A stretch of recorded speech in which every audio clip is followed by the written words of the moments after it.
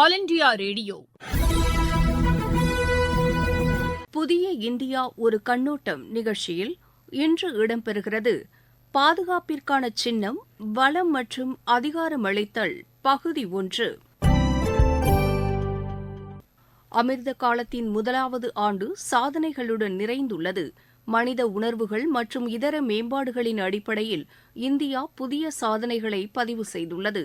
நடப்பாண்டின் சாதனைகள் 2047ஆம் ஆண்டிற்குள் வளமான மற்றும் மாபெரும் இந்தியாவை உருவாக்குவதற்கான பாதையை வகுத்துள்ளன. ஏனெனில் புத்தாண்டு பல்வேறு புதிய தீர்மானங்கள் மற்றும் எதிர்பார்ப்புகளை கொண்டு வருகிறது. இந்த ஆண்டின் கடைசி மாதத்தில் அத்தகைய எதிர்பார்ப்புகள் குறித்த ஆய்வுகள் அதற்கு சம அளவிலான முக்கியத்துவம் பெறுகின்றன. ஏனெனில் புதிய இந்தியா மாற்றமடைந்துள்ளதுடன் மாற்றங்களை ஏற்படுத்தும் வகையில் உருவெடுத்து வருகிறது. இந்த நம்பிக்கையுடன் ஒவ்வொரு ஆண்டின் தொடக்கத்திலும் மேற்கொள்ளப்படும் தீர்மானங்கள் வாயிலாக நாம் முன்னேற்றம் அடைந்து வருவதுடன் அத்தகைய எதிர்பார்ப்புகளை நனவாக்க வகை செய்கிறது. 2023ஆம் ஆண்டு நிறைவை நெருங்கி வரும் வேளையில் அமிர்த காலத்தின் முதலாவது ஆண்டு எவ்வாறு வளர்ச்சியடைந்த இந்தியா குறித்த தீர்மானங்களின் மைல்கல்லாக அமைந்துள்ளது என்பதை அறியலாம். இந்தியாவிற்கு அமிர்த காலத்தின் முதல் ஆண்டு நிலத்திலிருந்து வானத்திற்கு சாதனை படைத்த ஆண்டாகும். நிலவின் தென் துருவத்தில் சந்திரயான் 3 தரையிறங்கியபோது அதுவரை வேறு எந்த நாடும் அந்த இடத்தை சென்றடைந்ததில்லை. அதோடு சூரியனை ஆய்வு செய்யும் முதல் பணியும் வெற்றியடைந்துள்ளது. இதன் மூலம் மன உறுதி இருக்கும் இடத்தில் வெற்றி நிச்சயம் என்பது நிரூபிக்கப்பட்டுள்ளது. இந்தியாவின் விண்வெளித் துறையில் 2023ஆம் ஆண்டின் ஜூலை 14ஆம் நாள் எப்போதும் பொன் எழுத்துக்களால் பொறிக்கப்படக்கூடியதாகும். ஜூலை 14ஆம் தேதி விண்ணில் பறந்த சந்திரயான் 3 ஆகஸ்ட் 23ஆம் தேதி நிலவின் தென் துருவத்தில் கால் பதித்தது. அதுவரை அங்கு வேறு எந்த நாடும் சென்றடையவில்லை. லேண்டர் தரையிறங்கிய இடத்திற்கு சிவசக்தி பாயிண்ட் என்றும், சந்திரயான் 2 அதன் அடையாளத்தை விட்டுச் சென்ற இடத்திற்கு திரங்கா என்றும் பெயரிடப்பட்டது. நாட்டின் முதல் சூரிய விண்கலமான ஆதித்யா L1 செப்டம்பர் 2ஆம் தேதி வெற்றிகரமாக விண்ணில் ஏவப்பட்டது. PSLV C-57 ராக்கெட் மூலம் ஆதித்யா L1 பூமியிலிருந்து சுமார் 15 லட்சம் கிலோமீட்டர் தூரம் பயணம் மேற்கொண்டுள்ளது. இது சூரியன் மற்றும் பூமிக்கு இடையே உள்ள லாக்ரேஞ்ச் புள்ளி 1ஐ சுமார் 125 நாட்கள் பயணித்து சென்றடையும். அதாவது சுமார் 4 மாதங்கள் ஆகும். இஸ்ரோவின் அடுத்த முயற்சி ககன்யான் திட்டமாகும். மனிதர்களை விண்வெளிக்கு ஏற்றிச் செல்லும் ககன்யான் ராக்கெட் சோதனை கடந்த அக்டோபர் 21 அன்று மேற்கொள்ளப்பட்டது ஒரு வெற்றிகரமான படியாகும். மிஷன் ககன்யானின் விமானிகள் பாதுகாப்பாக வெளியேறுவதற்கான அமைப்பு முறை வாகன சோதனை வெற்றிகரமாக அமைந்தது. மனிதர்கள் இன்றி நடத்தும் 3 சோதனை உட்பட இந்த சோதனை 20 முறை மேற்கொள்ளப்பட உள்ளது.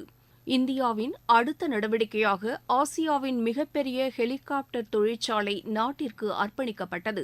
கர்நாடகாவின் துமக்குருவில் உள்ள ஆசியாவின் மிகப்பெரிய ஹெலிகாப்டர் தொழிற்சாலையான ஹிந்துஸ்தான் ஏரோநாட்டிக்ஸ் லிமிடெட் நிறுவனம் நாட்டிற்கு அர்ப்பணிக்கப்பட்டுள்ளது.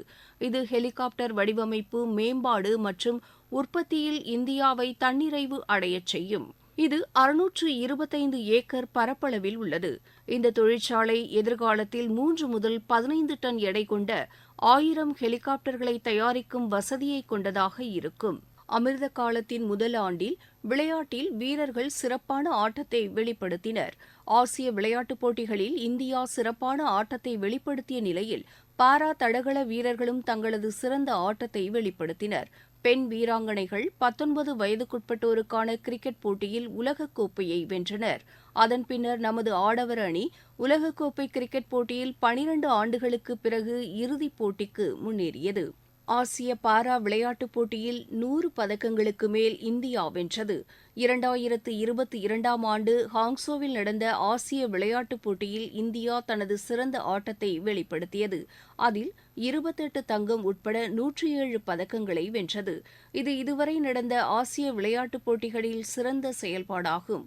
இதேபோன்று ஆசிய பாரா விளையாட்டுப் போட்டிகள் 2022இல் இந்தியா 29 தங்கம் உட்பட மொத்தம் 111 பதக்கங்களை வென்றது.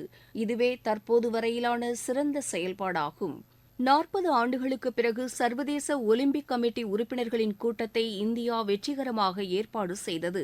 இதற்கு முன்பாக சர்வதேச ஒலிம்பிக் சங்க கூட்டம் கடந்த 1983இல் ஏற்பாடு செய்யப்பட்டது. குவாலியரில் மாற்றுத்திறனாளிகள் விளையாட்டுகளுக்காக அடல் பிஹாரி பயிற்சி மையம் கட்டப்பட்டுள்ளது. கோவாவில் முதன்முறையாக தேசிய விளையாட்டுப் போட்டிகள் நடைபெற்றன. இதில் நாடு முழுவதிலும் இருந்து 10,000க்கும் மேற்பட்ட விளையாட்டு வீரர்கள் பங்கேற்றனர். இதில் 28 மைதானங்களில் 43 விளையாட்டுப் பிரிவுகளில் சாதனைகள் படைக்கப்பட்டன. 2015இல் தேசிய விளையாட்டுப் போட்டிகளில் மேலும் 33 பிரிவுகள் சேர்க்கப்பட்டன. உத்தரகாண்டில் இப்போது செயற்கை புல்வெளி மற்றும் சைக்கிள் தடம் கொண்ட மைதானம் அமைக்கப்பட்டுள்ளது. நடப்பு 2023ஆம் ஆண்டு புதிய நாடாளுமன்ற கட்டிடம் திறக்கப்பட்டதும் அந்த கட்டிடத்தில் செங்கோல் நிறுவப்பட்டதும் வரலாற்று சிறப்புமிக்கதாகும். மேலும் அங்கு நடந்த முதல் அமர்வில் பெண்களுக்கான அதிகாரத்திற்கு ஊக்கம் கிடைத்தது. செங்கோல் நிறுவப்பட்டது ஆகஸ்ட் 15, 1947இன் உணர்வை மறக்க முடியாததாக ஆக்குகிறது. இது எல்லையற்ற நம்பிக்கை, எல்லையற்ற சாத்தியக்கூறுகள் மற்றும் வலுவான மற்றும் வளமான தேசத்தை உருவாக்குவதற்கான உறுதிப்பாட்டின் சின்னமாகும். ஒவ்வொரு நாட்டின் வளர்ச்சிப் பயணத்திலும் என்றும் அழியாத சில தருணங்கள் வரும். அதேபோன்று நடப்பு 2023 மே 28 இந்திய வரலாற்றில் அழியாத அடையாளமாக மாறியது. அமிர்த காலத்தின் முதல் ஆண்டின் இந்த நாளில் நாடாளுமன்ற கட்டிடத்தின் புதிய கட்டிடம் திறக்கப்பட்டு முதல் அமர்வு செப்டம்பர் 19ஆம் தேதியன்று நடந்தது. அந்தமான் மற்றும் நிக்கோபார் தீவு கூட்டங்களில் உள்ள 21 தீவுகளுக்கு பரம்வீர் சக்ரா பெற்ற வெற்றியாளர்களின் பெயர்கள் சூட்டப்பட்டன. இது பெயரிடப்படாத இந்த தீவுகளுக்கு புதிய அடையாளத்தை அளித்துள்ளது. மனதின் குரல் நிகழ்ச்சியின் 100வது பதிப்பு ஏப்ரல் 30 அன்று ஒளிபரப்பப்பட்டது. அதை உலகம் முழுவதிலுமிருந்து மக்கள் கேட்டார்கள். பொது பட்ஜெட்டில் திணை வகைகளுக்கு ஸ்ரீ அண்ணா என்ற அங்கீகாரம் இந்த ஆண்டில் கிடைத்தது. இந்திய ஜனநாயகம் மற்றும் இந்தியாவின் உலகளாவிய சாதனைகள் அடங்கிய இந்த காலகட்டம் உண்மையிலேயே மிகச்சிறந்ததாக அமையப்பெற்றது. உலக அரங்கில் இந்தியாவின் செல்வாக்கு அதிகரித்துள்ளது. இப்போது உலகமே இந்தியாவை பற்றி அறிந்து கொள்ளவும் புரிந்து கொள்ளவும் அதிக ஆர்வம் காட்டுகிறது. G20 உச்சி மாநாட்டில் உலக நாட்டுத் தலைவர்கள் இடையே ஏற்பட்ட ஒருமித்த கருத்தாகட்டும், உயிரி எரிபொருள் கூட்டமைப்பில் நிர்ணயிக்கப்பட்ட இலக்குகளாகட்டும், ஒருங்கிணைந்த பண பரிமாற்ற முறையாகட்டும், இந்தியாவின் முக்கியத்துவத்தை உலகம் இப்போது ஏற்றுக்கொண்டுவிட்டது. இதே ஆண்டில் புதுதில்லியில் மிகவும் வெற்றிகரமாக நடைபெற்ற G20 உச்சி மாநாட்டில் தில்லி பிரகடனம் ஒருமனதாக ஏற்கப்பட்டு அறிவிக்கப்பட்டது. உலகளாவிய உயிரி எரிபொருள் போன்ற முக்கியமான ஒப்பந்தங்களும் கையெழுத்தானது. G20 நாடுகளின் நாடாளுமன்ற உறுப்பினர்கள் முக்கிய தலைவர்கள் மாநாடு நடைபெற்றது. உலக சுகாதார அமைப்பின் பாரம்பரிய மருத்துவ சர்வதேச மாநாடு குஜராத்தின் ஜாம்நகரில் உள்ள பாரம்பரிய மருத்துவ மையத்தில் நடைபெற்றது. அதில் 17 நாடுகளைச் சேர்ந்த 150 பிரதிநிதிகள் பங்கேற்றனர். சர்வதேச தொலைத்தொடர்பு ஒன்றியத்தின் பகுதி அலுவலகம் மற்றும் புத்தாக்க மையம் இந்தியாவில் நிறுவப்பட்டது. இந்த காலகட்டத்தில் நிகழ்நேர பண பரிமாற்றங்களின் அடிப்படையில் உலக அளவில் இந்தியா மிகவும் சக்தி வாய்ந்த நாடாக மாறியது. இதே காலகட்டத்தில் இந்தியாவின் ஏற்றுமதி அமெரிக்க டாலர் மதிப்பில் 400 பில்லியனை தாண்டியது. உலக அரங்கில் இந்தியாவின் யூனிகார்ன் ஸ்டார்ட் அப் நிறுவனங்களின் எண்ணிக்கை முக்கியத்துவம் பெற்றது.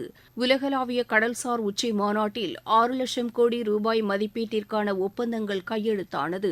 இதே காலகட்டத்தில் 5G சேவையை பயன்படுத்துபவர்களின் எண்ணிக்கை அடிப்படையில் ஐரோப்பாவை விட இந்தியா முன்னிலை பெற்றது.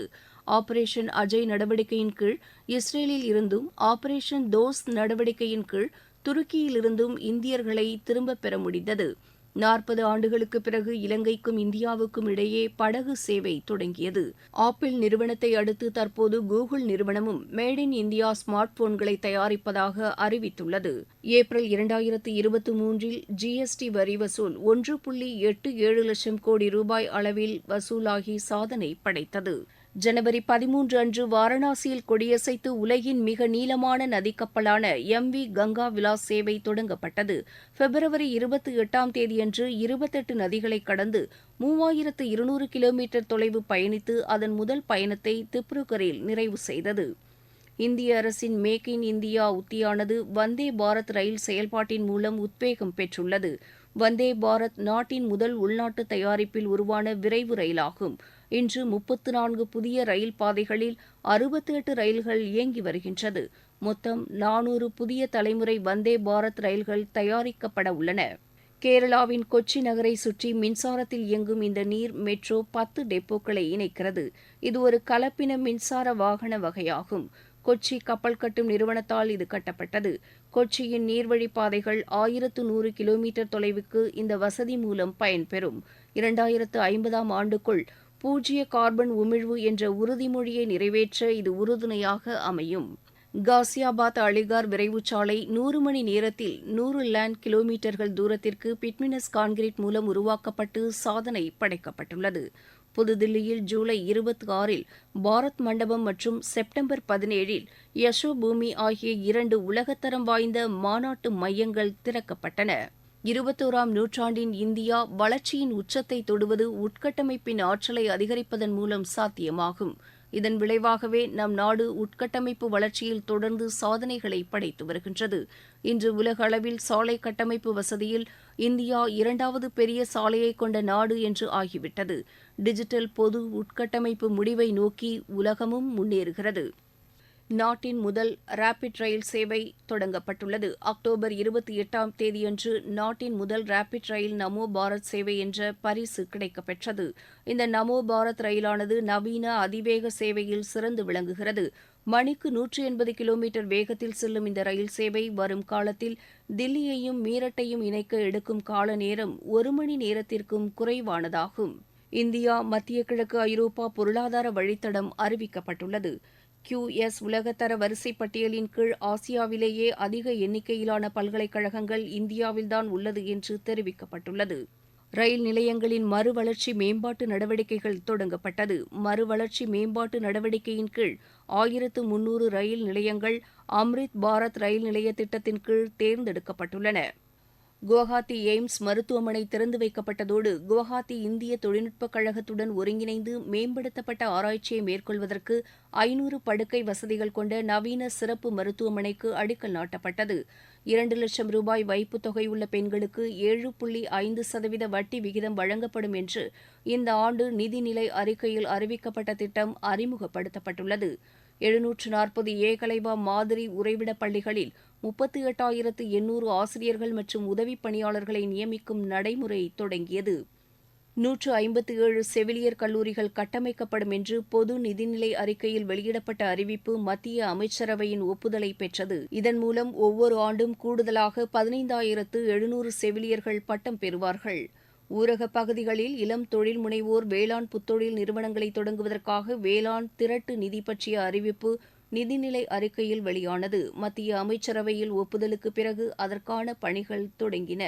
பிரதமரின் பிரணாம் திட்டத்திற்கு ஜூன் 2023இல் மத்திய அமைச்சரவை ஒப்புதல் அளித்தது. மாற்று உரங்களை பயன்படுத்துமாறு மாநிலங்களை ஊக்குவித்து ரசாயன உரங்களின் பயன்பாட்டை குறைப்பதை இத்திட்டம் நோக்கமாக கொண்டுள்ளது. அறிவால் செல் இரத்த சோகை ஒழிப்பு இயக்கம் ஜூலை 1ஆம் தேதி தொடங்கப்பட்டது. அமிர்த காலத்தில் அதாவது 2047ஆம் ஆண்டிற்குள் இந்தியாவில் இருந்து இந்நோயை முற்றிலும் ஒழிக்க பிரதமர் திரு நரேந்திர மோடி இலக்கு நிர்ணயித்துள்ளார். போர்ட் பிளேயரில் வீர் சாவர்கர் சர்வதேச விமான நிலையத்தின் புதிய ஒருங்கிணைந்த முனையம் திறந்து வைக்கப்பட்டது. இது 710 கோடி ரூபாய் செலவில் கட்டப்பட்டுள்ளது. வளர்ச்சி மற்றும் மக்களுக்கு அதிகாரம் வழங்குவதில் புதிய பணி கலாச்சாரம் தொடங்கியுள்ளது. அறிவிப்புகளின் இலக்குகளை அடைவது மத்திய அரசு பணியாற்றும் முறையின் சிறப்பம்சமாக உள்ளது. செங்கோட்டையிலிருந்து வெளியிடப்படும் அறிவிக்கையாக இருந்தாலும் ஒவ்வொரு ஆண்டும் பொது நிதிநிலை அறிக்கையின் அறிவிப்புகளாக இருந்தாலும் நிர்ணயிக்கப்பட்ட காலத்திற்கு முன்பாகவே இலக்குகள் எட்டப்படுகின்றன. இதன் விளைவாக 10,000வது மக்கள் மருந்தக மையம் குறிப்பிடப்பட்ட காலத்திற்கு முன்பாகவே நாட்டிற்கு அர்ப்பணிக்கப்பட்டதோடு 25,000 மையங்களை கட்டமைக்கும் புதிய இலக்கும் நிர்ணயிக்கப்பட்டுள்ளது. புதிய இந்தியா ஒரு கண்ணோட்டம் நிகழ்ச்சியில் நேயர்கள் இதுவரை கேட்டது பாதுகாப்பிற்கான சின்னம் வளம் மற்றும் அதிகாரமளித்தல் பகுதி 1. இதன் 2ஆம் பகுதியை நாளை ஒளிபரப்பாகும் இதே நிகழ்ச்சியில் நேயர்கள் கேட்கலாம்.